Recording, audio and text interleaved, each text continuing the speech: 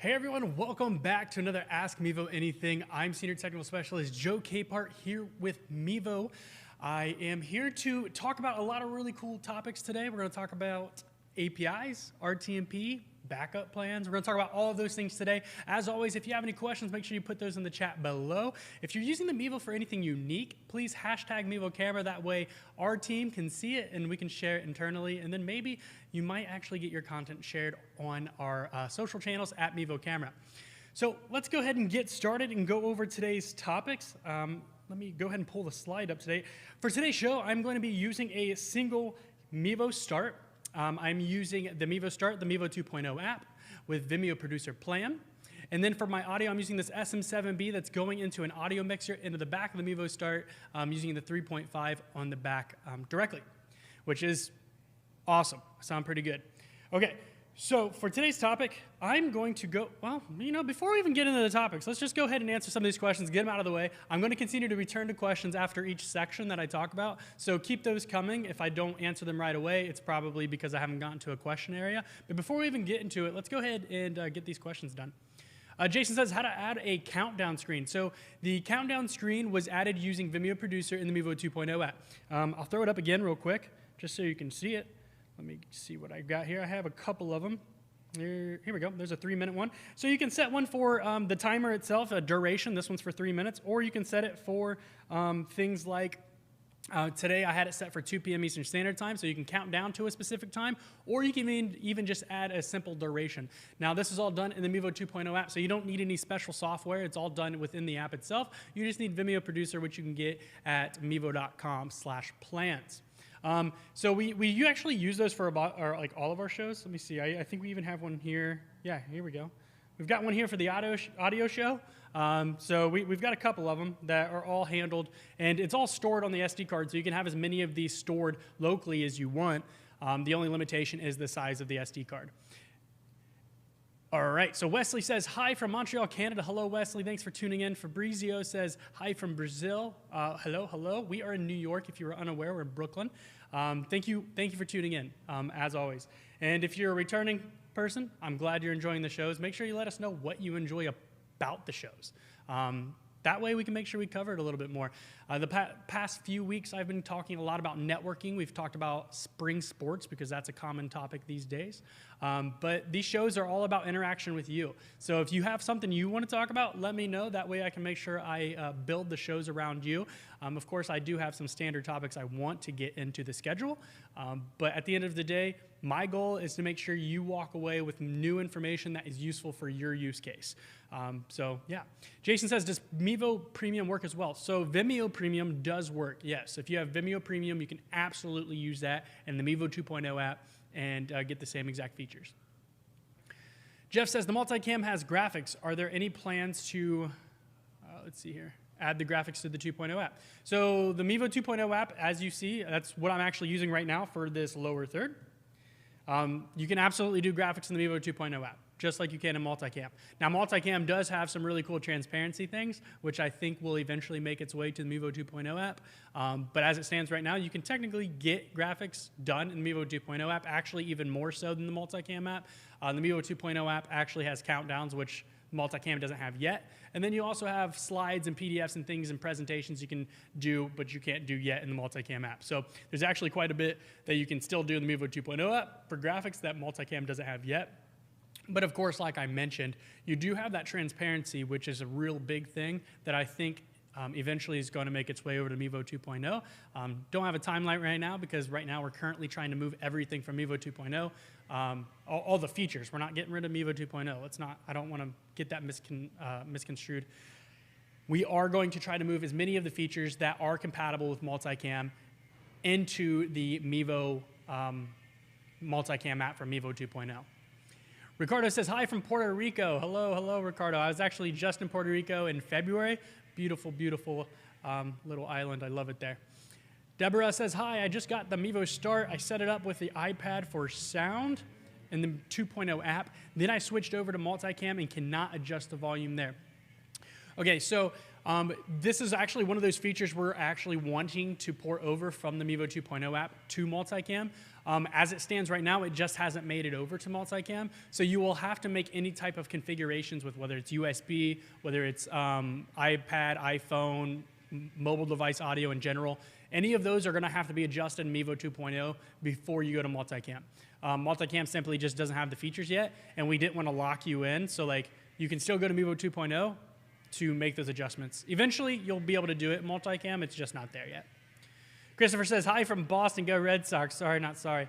Luckily for you, Christopher, I am not from New York. So as far as baseball goes, you're not going to see me very upset about that. If anything, I'm a Cleveland Indians fan because I'm from Ohio, but not huge in baseball in general when it comes to pro baseball. I'm a Buckeye, so I do follow Ohio State baseball and Ohio State football pretty closely.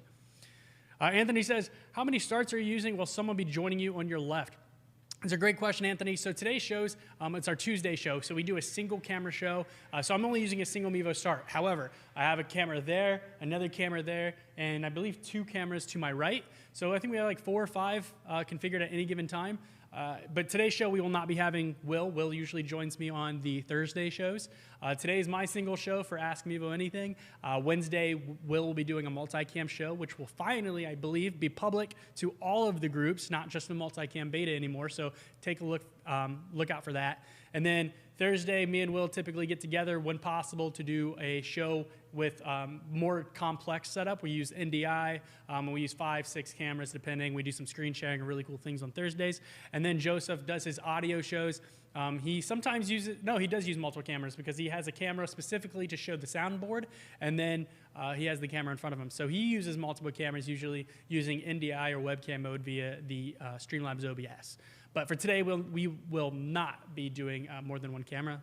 For Tuesdays, we like to show you what a single camera can do with the Multicam, or with the Mevo 2.0 app. Ricardo says, will Mevo app work in split screen in the near future? I'm unsure. Honestly, I've seen it. I've not tried to see if it would work at all. It's not something that, I don't know. Honestly, I haven't heard any discussions of the plans to make it work. It's just not, it doesn't seem to be something a lot of people are asking for. This is probably the first or second time I've had someone mention split screen. So, but I mean, I wouldn't rule anything out. If that's something you want, happy to put it in our feature request.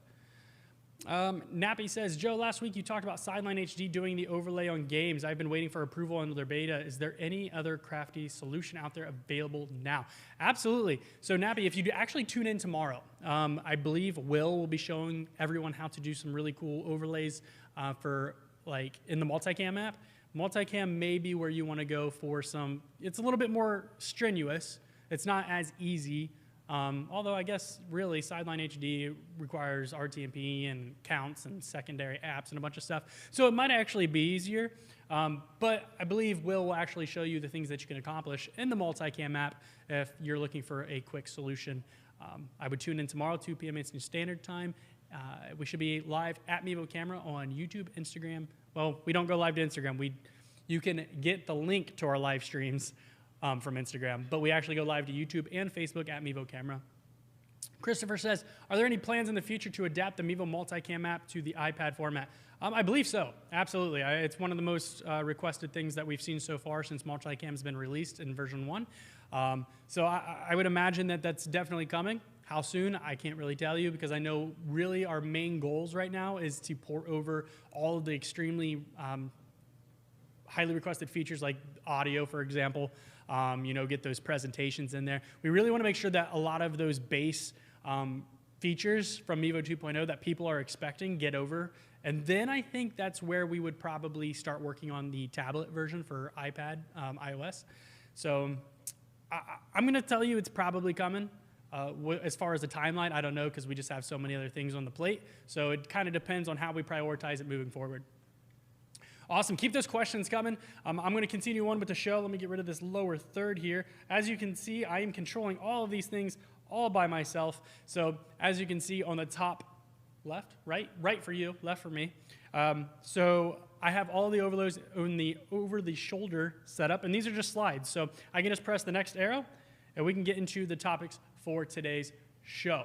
Deborah says, I love that you guys do these videos. I'm so glad you're enjoying those, Deborah. And hopefully you tune in a lot. I know we go live 4 times a week, but all of those other shows are extremely unique. So this show's mostly Ask Mevo Anything, which is basically ask me anything you want about Mevo. And I'll try to address or answer as many of those as I can, as much as I can. And when it really comes down to it, like our Wednesday shows multicam specific, Thursday shows you what an advanced setup looks like and how that can come out, and then Friday's audio show. So every show offers you a little bit of everything. So if you really enjoy these shows, definitely keep tuning in during the week. Ricardo says, will Mevo design a handheld in the future? We haven't announced anything like that. If you're looking for any type of announcement of new products, what you're going to want to do is like, follow, subscribe at Mevo Camera on Facebook, YouTube, Twitter, and Instagram, and that's where you're going to see announcements like that. Jim says, using Vivostart in wired webcam mode on Windows, PC, Streamlabs, OBS, sometimes computer won't detect the camera. Mevo app is set to wired webcam. How to fix this? So, I mean, it really comes down to, there's a lot of things. So what I'm going to recommend, just because this show is not specifically for troubleshooting, actually, any type of troubleshooting question, you should go to help.mevo.com. Myself, Joseph, or Will would be more than happy to address or help troubleshoot those there. But unfortunately, I can't really spend too much time troubleshooting. There's going to be a lot of different things that you can troubleshoot when it comes to something like this. So I would open up a ticket.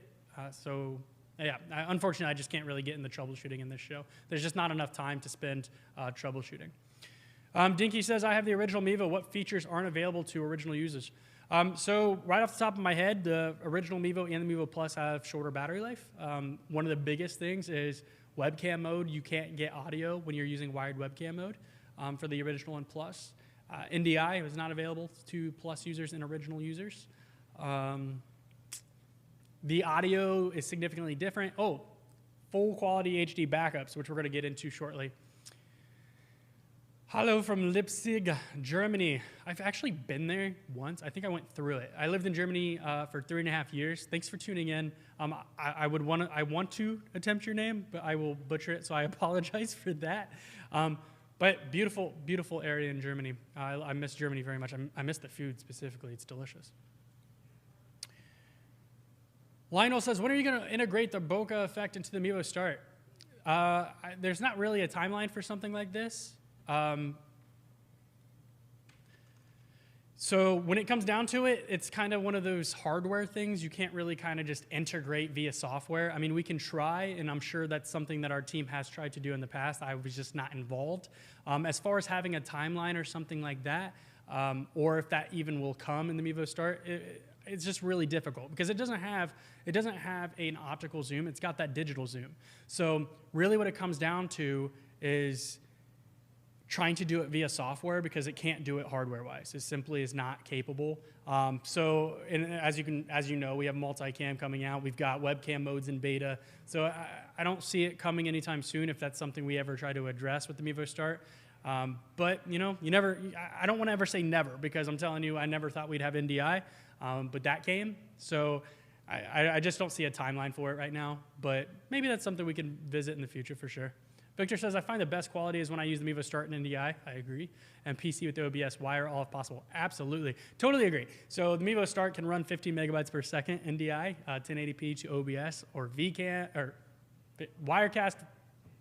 I can't even remember. Ecamm, Wirecast, all of those. OBS, Streamlabs, OBS, Livestream Studio. They all accept NDI. So if you can use your Vivostart via NDI with the 15 megabytes per second bitrate, you're going to get a crisp look.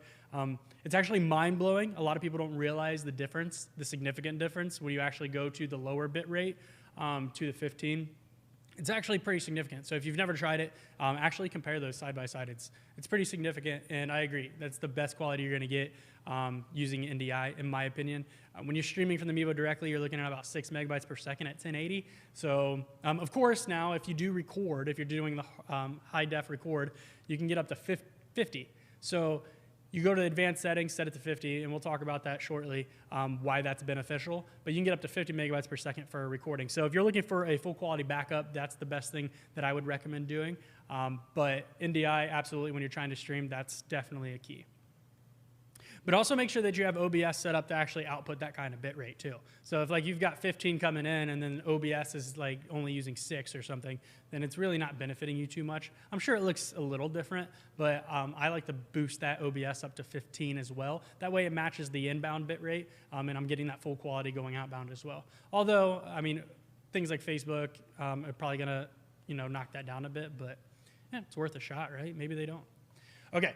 Perfect. So no more questions for a second, so I'm going to continue going. So for today's show, as I mentioned before, we are going to go over a few different things. I already did questions, so let's continue on. So we're going to talk about APIs. What is an API? So API is an application program interface. I don't expect anyone to remember that. It's a complicated term, and it's just simply not something you need to memorize. But the gist of it is an API is simply something that sends information back and forth between a website or an app and a user. So why is this important to you? If you're using the Mevo 2.0 app, Mevo Multicam, or anything like that, there's so many APIs that are integrated. So essentially what an API does is our app communicates with the destination. So if you're selecting Facebook and you're not using RTMP, you're specifically selecting the Facebook destination or the YouTube destination or whatever other destination going on within that app, it's simply sending a request to that platform saying, hey, I want to use this, I want to go live, and here are my settings. Now, Facebook could very well just say no, or their API server could be down, causing an error or streaming destination error. Or it could say, it could say a variable, or like a lot of different things. Even your Facebook account doesn't have permissions to do that with the group that you're using. There's a lot of things that the Facebook server could tell the Mevo app. And then the Mevo app's going to say, hey, timeout, that's not okay. And it's going to use that API to communicate and tell the app that. Now, what do I recommend, essentially, is using RTMP, and we're going to talk about that next. And the reason I'm going to say that is the API option is essentially just requesting RTMP information. Now, if you don't pass all of these prerequisites that you've already, basically that the API is sending and saying, hey, here's my username, here are my permissions, this is what I want to do, here's the quality, this is, whatever it might be, right? It's got a list of all of these things that the Mevo app has to send to Facebook. Facebook has to review it, and if there's anything wrong, it's probably going to say no and send an error. Now, if you're using RTMP, it's completely different. If you're using that API, it's going to say, okay, you passed all of these things. Here's the RTMP information. It's basically doing this for you, but you have to pass all these prerequisites first. Now, if you use RTMP, basically what you're doing there is you're actually just requesting that same bit of information. You're requesting that same bit of information, but you're doing it manually. So you already have access to a page. For example, for this stream right here, I'm using RTMP. Essentially what happens is I am going into Facebook. I'm selecting that I want to go live. I select the RTMP URL, the RTMP key. And then what happens is I input that into my Mevo, and then the Mevo knows I need to send this footage to this destination. Think of it as a house address, right? So you get a URL. That's the address for Facebook or YouTube, whatever it might be. Then you have a key. Basically, that's the authorization saying, okay, this user's trying to access this address, and here's his authorization. It's good. It's not going to check if you have permissions. It's not going to check if you whatever it might be. It's not checking the destination or nothing like that. Your RTMP tells Facebook that, okay, this is the address they want to go to, and this is all of the permissions. That's it. Facebook's not going to argue with that. So RTMP stands for Real-Time Messaging Protocol. Once again, one of those things you don't really need to memorize, but knowing how it actually works is extremely important. It's used for high-speed transmission of audio, video, data between Flash player, apps, and a server. So, as I said, you basically get an address. Think of it as a home address. You go up to the address, and then you have this key. You go into the door, and if the key is correct, it's going to allow you to use it. It's going to allow you to stream, no questions asked, which is completely different than the API, which goes through all these checks and balances, and then Facebook says sure, and then gives you some credentials, and all of this goes on in the background, but each time that you try to use an API like that, you risk a failure. So failure is kind of the topic for today. We're actually going to talk about things that you need to prep for. So we talked about the API, we talked about RTMP and how they're different and why RTMP is more of a straight shot to your destination, where API requires a lot more checks and balances, which could cause issues. So some of those issues, we're going to talk about that. I'm going to check for questions first. Looks like we have no questions. All right. So some of the issues that we're going to talk about today. We're going to talk about what happens if, basically, I'm going to call this episode almost a doomsday preparation. So for doomsday, what do you want? You want to make sure you have a backup. You want to record that backup. If you have a Mevo Plus, when you do a backup, essentially what's happening is you're getting a copy of the stream with any imperfection, whether you're doing something like a, let's see here. If you're getting like dropped frames, you're getting tearing because your upload speed's not sufficient, your audio drops out, whatever it might be because of data transmission. Any imperfection like that on a Mevo Plus is going to get saved to your SD card. You're literally just saving the copy of the stream, whereas the Vivostart is completely different. The Vivostart, you can customize. You can get, a faster bit rate, up to 50 megabytes per second, which is significantly different than that stream copy, which is capped at about 6. Now, it's completely independent of the stream. It's completely independent. Whereas the Plus saves a copy of the stream, the Vivostart is essentially going to save a completely new copy. It's writing a completely independent copy of the stream. So, if to say the stream has imperfections, there's drop frames, there's tearing, whatever it might be, your recording is going to be perfect quality. You don't have to worry about the data upload speed, the connection between your phone. You don't need to worry about if there's a signal loss between you and your device, whatever it might be, right? Not only are you getting that faster bit rate, you don't have to worry about all of those extra variables that your live stream is dependent on. So you're not copying or saving a copy of the stream anymore. You're getting a full quality HD backup, which is important for anyone who's trying to have redundancy within their setup. Now, what other things do you want to check for when you're actually doing a stream? Other things, hope for the best, prepare for the worst. Like I said, this is doomsday preparation.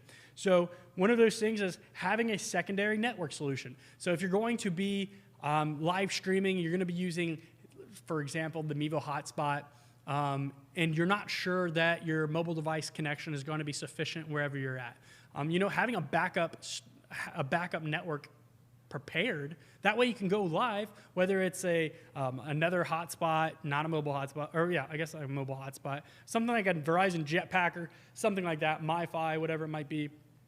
Having that secondary network when you're going to go live streaming, because as we all know, live streaming simply isn't always click and go, and with all the variables that go into it, networking variables, device variables, a lot of things can go into something going wrong. So you want to hope for the best, but you want to make sure you're prepared for the worst, and that means having a backup network solution.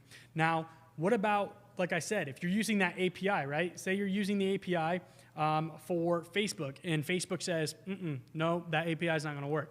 You need to know how to use RTMP, or try to use the YouTube, or have a different, but maybe Facebook's down. It wouldn't be the first time this year where Facebook has gone down for a short period of time.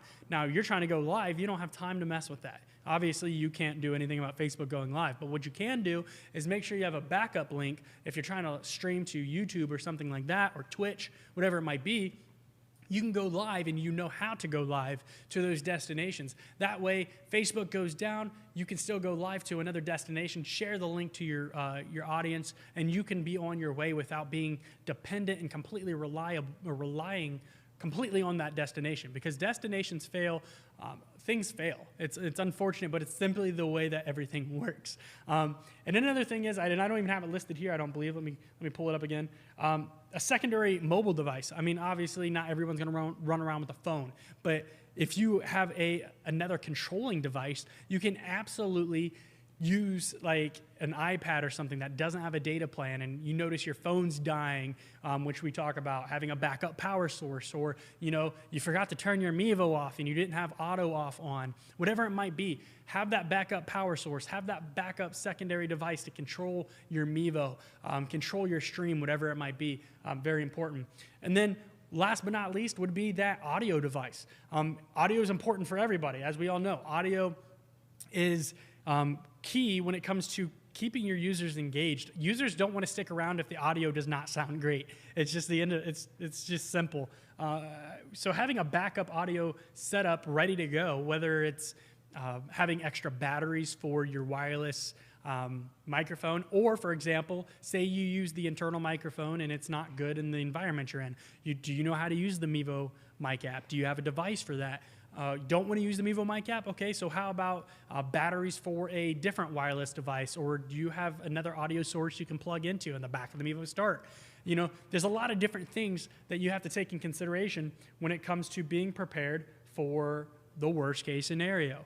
Whether your devices are failing, running out of battery, network failing, audio failing, you want to make sure that you have backups. Because as easy as the Mevo makes it, it's not flawless. So it makes your streaming experience easier. However, things out of the Mevo control, and even with the Mevo, like say user error, for example, I have a camera right here that I didn't plug in and I didn't power off. So it's powered down, it's dead. I couldn't use it for the show today. So what did I have to do? I had a backup camera. Unfortunately, not everyone has a backup camera. But what you can do is you can have something like a power bank.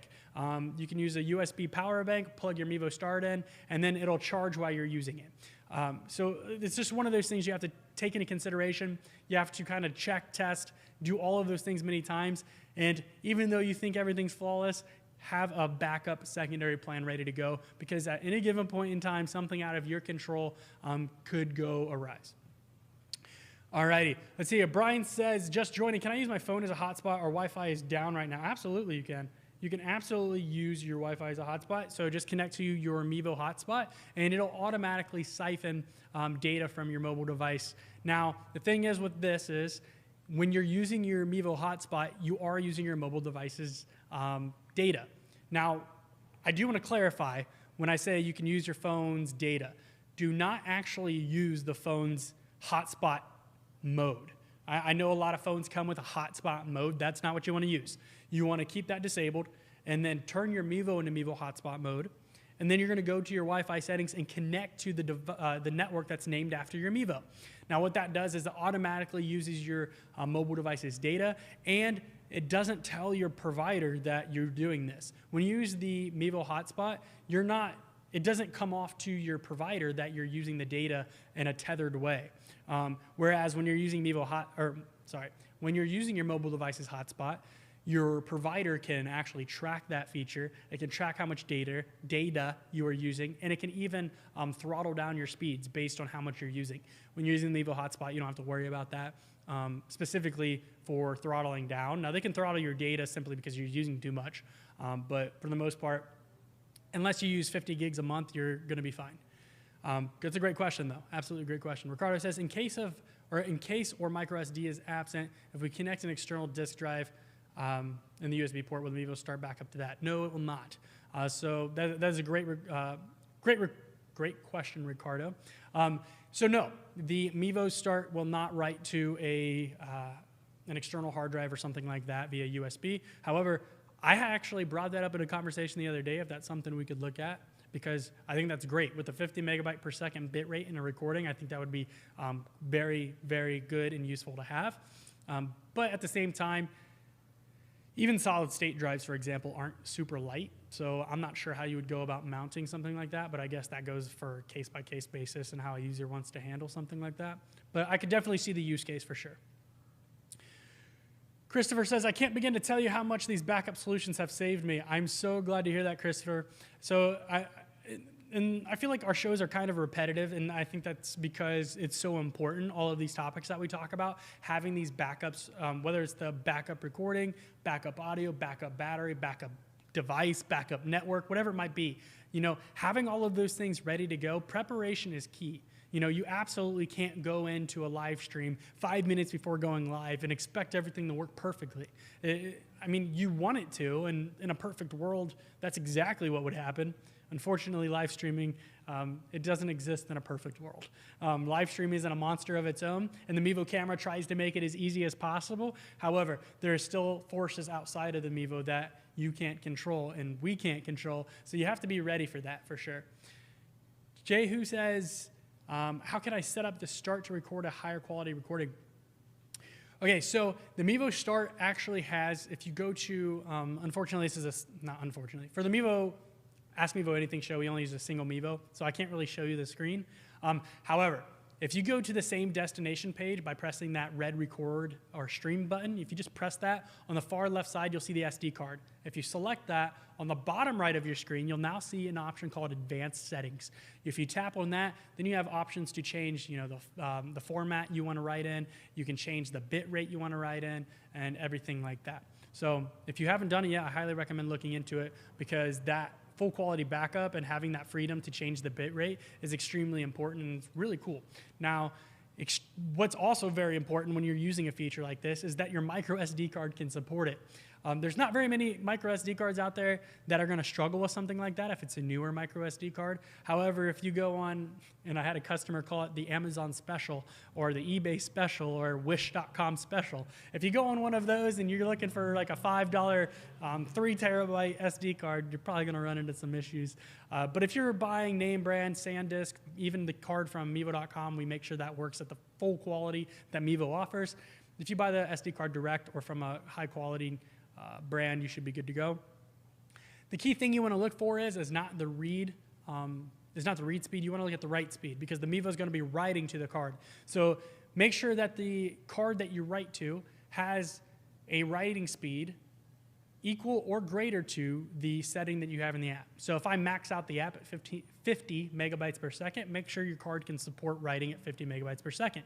Otherwise, you could run into some corruption issues or just general issues in general. Victor says, I've used the Mevo and hotspot mode connected to my phone's data to go live to Facebook for my car. Works great until they lower my data.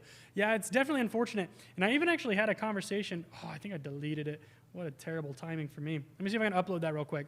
But I actually have a slide specifically that talks about getting your data throttled. And let me see if I can go ahead and upload that. If I can get that upload, I'll show you exactly. We have some really recent information that was provided to us online, and it talks about for each provider what package and plan they begin to throttle your data. So that's definitely something that users should know moving forward.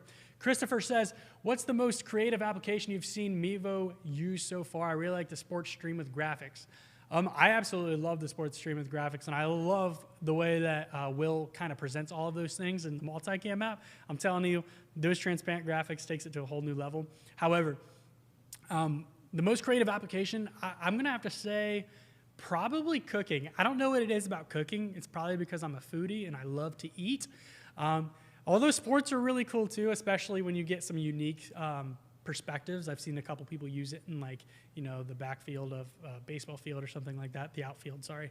I've seen some really cool shots like that. However, I think cooking is really unique simply because you can get that over-the-top shot. You can get different angles. Obviously, when you're cooking, you probably have a separate prep station than you do on the stove or the oven. So I've seen a couple multicam shots that have been done with cooking, and I think that's super cool. I was watching one show, and I don't think it was multicam, but I do believe they were using, I know they were using a Mevo, but it was a son and a father. They were doing wings, and I'm telling you, I was starving by the end of the show, but I couldn't stop watching it. I absolutely couldn't. So I think cooking is my favorite use case, simply because I love watching what they make, and I'm always hungry when I'm at work, and yeah. Yeah, no, that's a great question. My micro SD card is full. That's super unfortunate. So I wanted to show you the throttling data. Unfortunately, my micro SD card's full. You're gonna have to get me a bigger one of those. You would think that I would have about a 128 gig one or 256. I'm not exactly sure the size we sell. You'd think I have a big one, but unfortunately I don't. All righty, let me go through some questions real quick to see if we have any. No? Okay. So I do want to talk about some other things though. Specifically talking about the origin story of Mevo, because that kind of goes into having backup plans, making things easier. So the story is extremely similar. The topic in general is very similar to why we're having this conversation. So the Mevo makes things easier. So the Mevo, originally, the Mevo first gen, founded back in 2000, well, production and everything probably started in 2015, but the first release was 2016. The first gen came out and about because during the live stream days, if you're familiar with livestream.com, they have a live stream studio, and they were finding that many of their customers and many of the users simply had to lug around a lot of equipment. There was a big learning curve, and I think what happened was, I don't think, I don't know how many interviews I've watched with Max, but basically what they wanted to do is they wanted to make it easier for people. There was a learning curve, there was a cost curve. If you really wanted to get into live streaming, you needed tens, if not hundreds of thousands of dollars. You needed television equipment, you needed large cameras, you needed camera operators, you needed capture cards, you needed a heavy-duty computer. And essentially what happened was the team at Livestream really wanted to make sure that the Mevo could provide a solution for users without having to lug around all that equipment, something that people could use by themselves, like I am with this today. I'm controlling all of this by myself, all of the overlays, audio, all of that's being controlled by me. And back in the day, that wasn't possible. You needed a lot of stuff. You had to lug around a lot of equipment. And imagine, I would absolutely not be able to zoom in and do things like this. I would not be able to do anything like this at the time when Mevo was founded. There was no solution like this that really handled these features. And that's how Mevo came about, is making things easier, more attainable, more affordable to get people live streaming. And although it is easier, like I said, that's the goal of the Mevo, you still actually have to make sure that you have all of these redundant plans in place. You want to make sure that you have these backups in place because, yes, it makes it easier, but it doesn't make it unbreakable. There's so many things out there that are affecting your stream that is not just the Mevo that you need to make sure that you have plans in case things do fall apart. Let me check in. It looks like we have 27 people. That is wonderful, wonderful, wonderful. All right. So since we do have probably about double the amount of viewers, I just want to reintroduce myself. I am Joe Capehart, the Senior Technical Specialist here at Mevo, and I am here to answer your questions. Please make sure you put those in the chat. Joseph is monitoring those live to make sure I get those and I can answer them. I'm also looking over as well. As always, make sure that you like, subscribe, follow all of those things at Mevo Camera. You can find us on Instagram, Twitter, Facebook, and YouTube. If you are watching this after the show's over, please still put your questions in the chat because we will address those down the road, whether it's this show, tomorrow's show, or any other show. Now, let me talk about the current referral package that we have going on right now. So if you're a Mevo user and you don't see yourself buying anything, but you find yourself always referencing or referring people to our products, you can currently sign up on mevo.com/refer or referral and earn 5% kickback and save them even 5% as well, which is wonderful. So you can absolutely take advantage of something like that to earn yourself some money, right? Now, I think what's really an underrated feature is that a lot of people don't realize that you can absolutely create a custom coupon code, right? So you can create a custom coupon code, whether it's a league, a baseball league, Twitch stream, YouTube channel, your company name, whatever it might be. You can create a custom coupon code. It's not some auto-generated code like Mevo57 user, whatever it might be, right? It's not something that links you to Mevo. If anything, it makes you seem more attached to the brand. So when you share it, people can buy with confidence, and you're earning 5% back and saving them 5%. So, and the user that you're referring doesn't even know that you're getting 5% back. They just know that due to your brand, due to your channel, due to your content, whatever it might be, they're saving 5%. So you can save them 5, earn yourself 5, and you kind of make some extra money. Why not? Cade says, thanks for always being so approachable, Joe. I love doing stuff with my Mevo cameras. I'm so glad to hear that, Cade. It's truly one of my favorite things is interacting with users. So I'm glad that you're finding these shows useful. We're going to continue to do those. So thanks for tuning in, and hopefully you continue to tune in the future. Ricardo says, what's the maximum SD capacity that Vivostart supports? So I don't think we've ever found a capacity limit. The highest one we've ever tried was 400 gigabytes.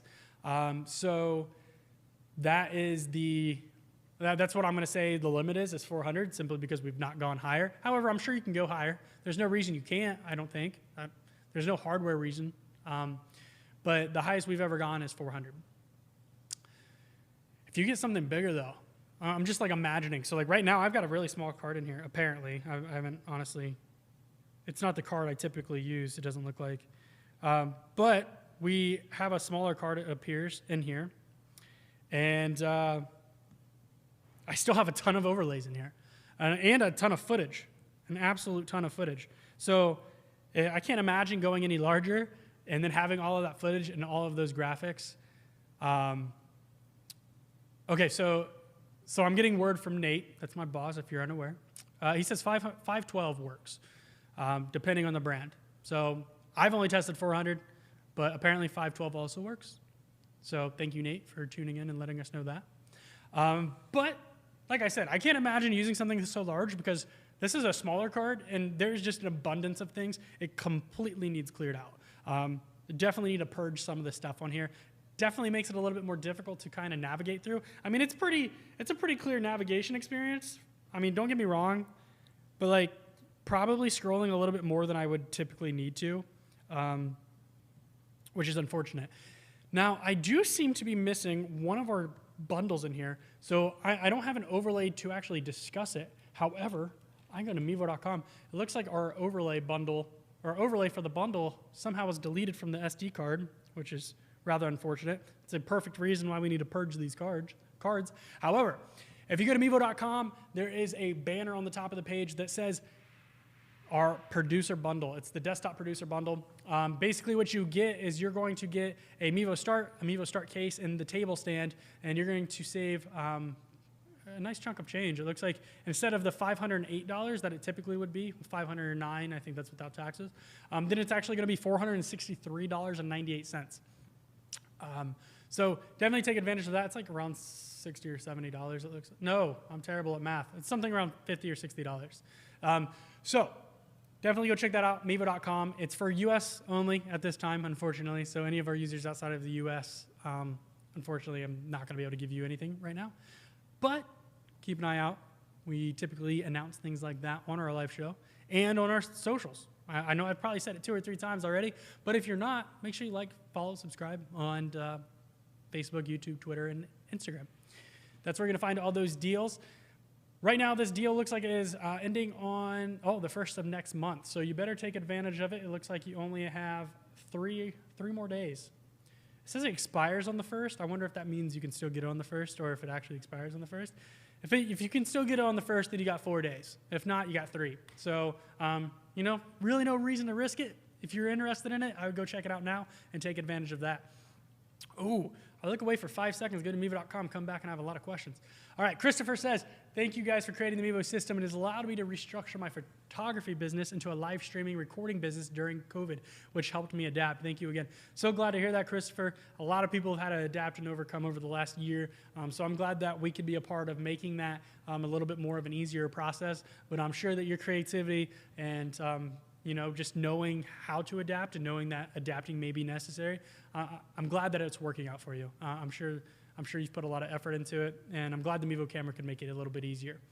Edison says, how soon can we expect a Windows app for Mevo?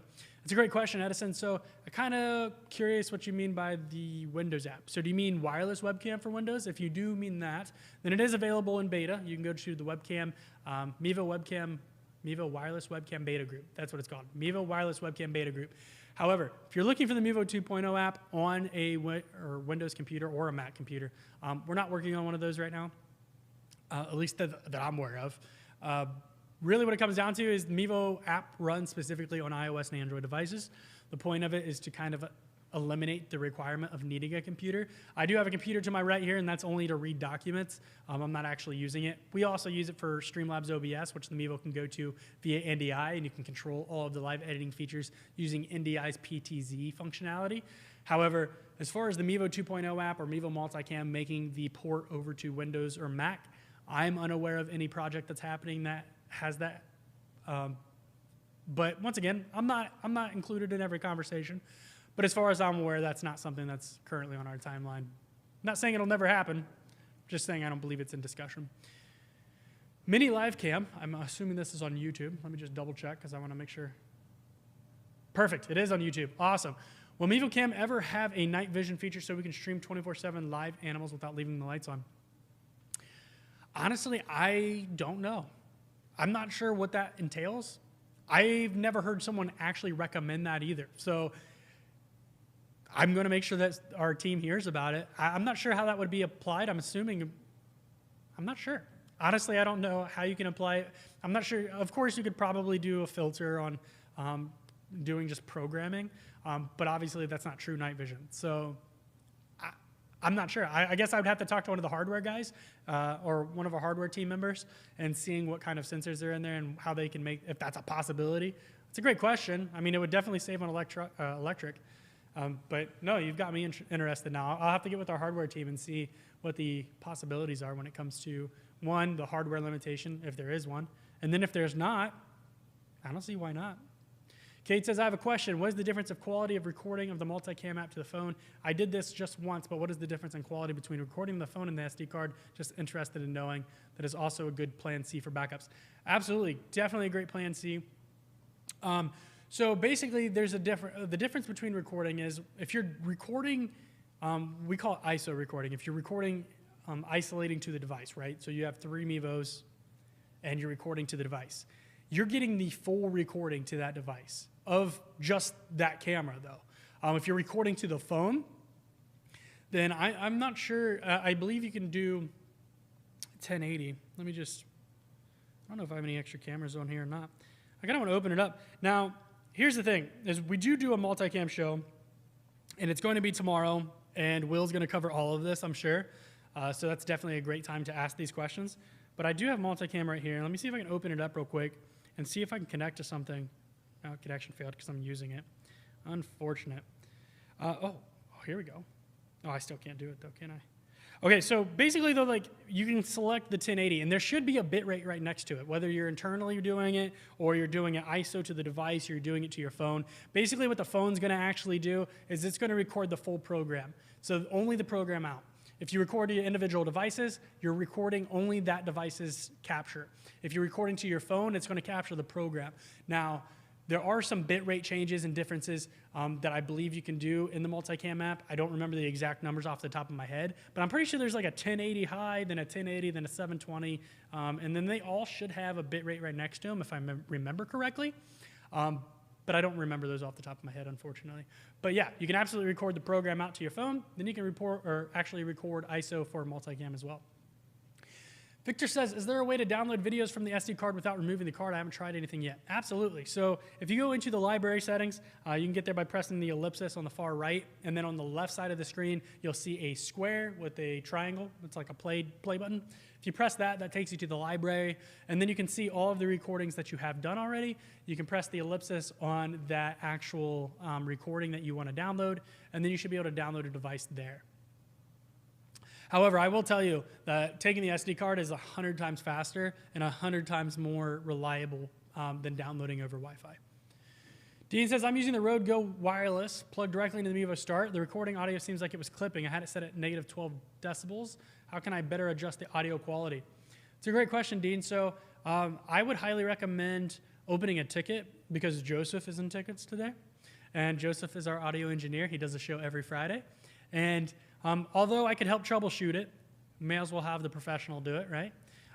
If you open up a ticket, help.mevo.com, we'll make sure it gets over to Joseph, and send your settings, a screenshot of your settings, let him see what kind of cables you're using, what's going on in the Vivostart, and then any kind of audio settings that you have. He also uses the Rode Wireless Go for his productions. He has a background on television and movie audio engineering. So luckily, we have him on our team here for customer experience, so if you have any audio questions, we'll make sure we send it over to Joseph. He loves them.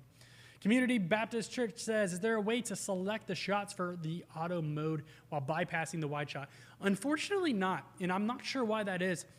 I definitely know it's a question that's been asked multiple times, and unfortunately, I've just not asked. And maybe Nate is here. Nate's been with the company. He's been even before Vimeo, before the live stream, he's been with us. So maybe he can chime in and say why we can't exclude that wide shot. I'd be extremely interested to know. But yeah, I don't know. I'll ask. Even if Nate doesn't know, then I will make sure I ask after the show, and I will report back on Thursday. I'll report back on Thursday my findings if I can get a response. I know our team's extremely busy right now with all of the betas that we have going on with Multicam and a lot of other great things coming out soon. So I'll have to ask. Hopefully I get a response. However, what I would do is tune back in and remind me during the shows. I know I've had a couple people do that, and they've gotten on me. Let's see here. Shavanath says, what's the next cool thing that's coming to the Vivostart family? That's a great question. Oh, Nate's also asking. So Nate, the question that I was asked is, can we exclude the wide? Not can we? We know we can't. But is there a reason we can't exclude the wide shot when selecting shots from autopilot, essentially?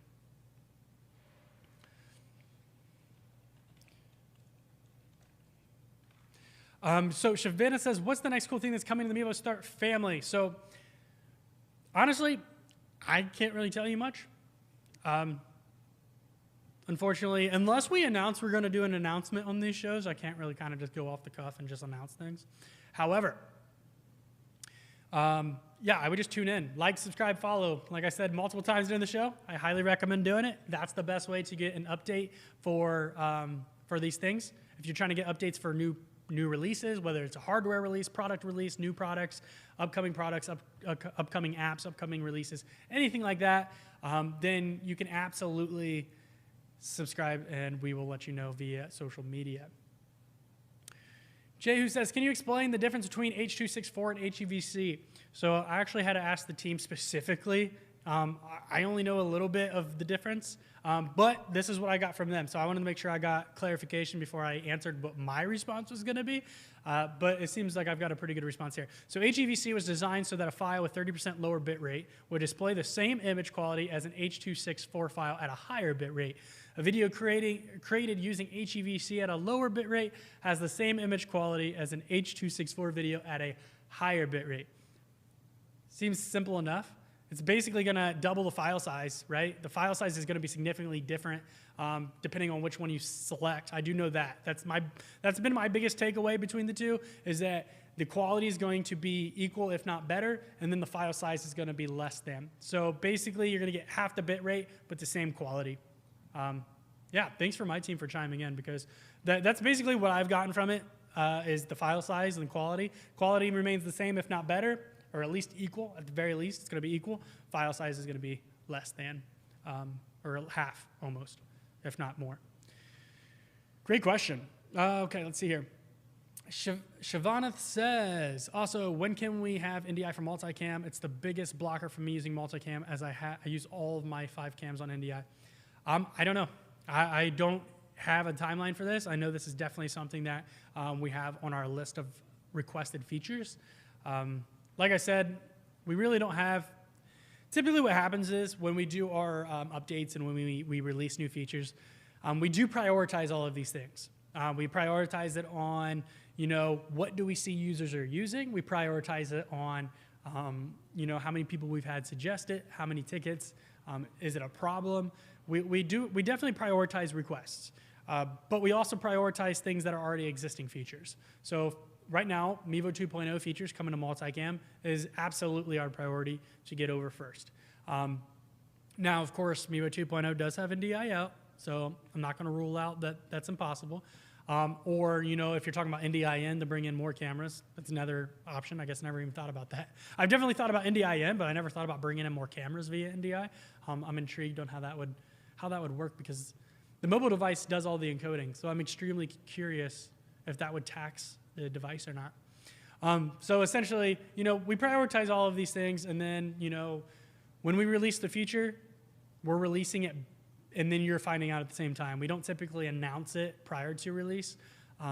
We usually announce it during the release. Christopher says, with the Mevo Multicam app and having access up to 3 cameras, I'm telling you, Will, you are going to have one crazy show tomorrow, because this show is multicam related now. Christopher says, with the Mevo Multicam app and having access up to 3 camera audio inputs, I'm assuming it'll be possible to plug in a sound input into each camera and have them all active at the same time. Yeah, absolutely. Yeah, you can absolutely do that. And in Multicam, if you haven't been able to play with it yet, you can go to the audio area and you can see the audio settings for all 3 cameras. You can mute 1, mute 2. So like Will even does, he's done it a few times. He brings in sound effects through one camera and then a mic through the other, or he'll just use like a soundboard, bring sound effects through the soundboard and use that through a single camera. But there's a lot of creativity and freedom that you get. But yes, absolutely, every single camera has its own audio source. And then Of course, it's not implemented in Mevo 2.0 or in Multicam yet, but you can still bring in audio via your Mevo, use USB, the Mevo mic app, whatever it might be. You can bring audio in and configure that in the Mevo 2.0 app, jump over to the Mevo Multicam app, and that audio source is going to also affect what changes you just made. So whatever changes you made will affect the output on Multicam. So you can configure each camera separately and have a lot of cool freedom, essentially. So like, I know a huge thing is cable length, right?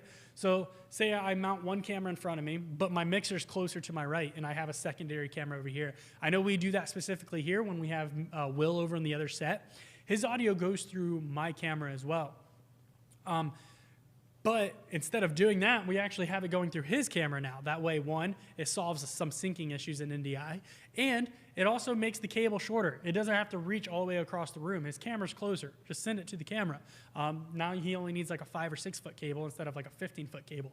So having the freedom to bring audio into whatever camera you so choose gives you that freedom to, plug into audio sources you may not have. And I know actually Joseph also does this too, and I don't know if he still does. Well, no, because his audio show's here now. But when he was at home, he essentially connected a Mevo camera simply to bring in an audio source. He wasn't using the video source at all. So like he had it, I believe, just sitting on his table, and he was using it just for audio sources. So, I mean, it gives you a lot of freedom to do things like that.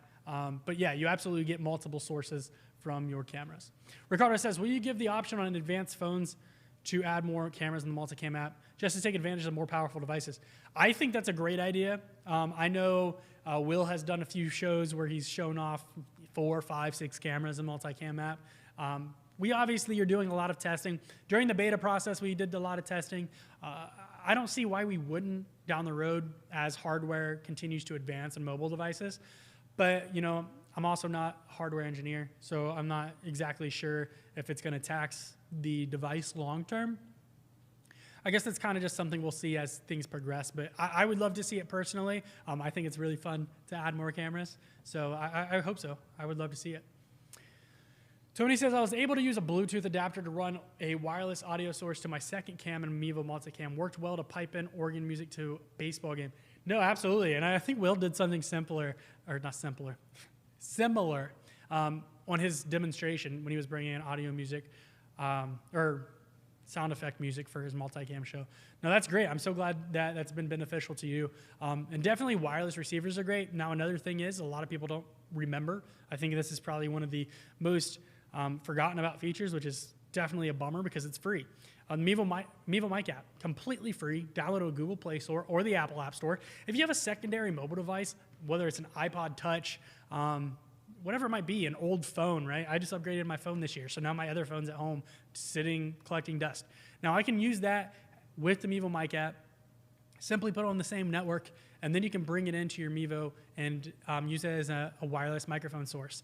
Now my other phone did have a 3.5 TRRS input, so I can even connect an external audio source to that, whether it's a mixer or a lavalier, and I just put the phone in my back pocket. Now I have this wireless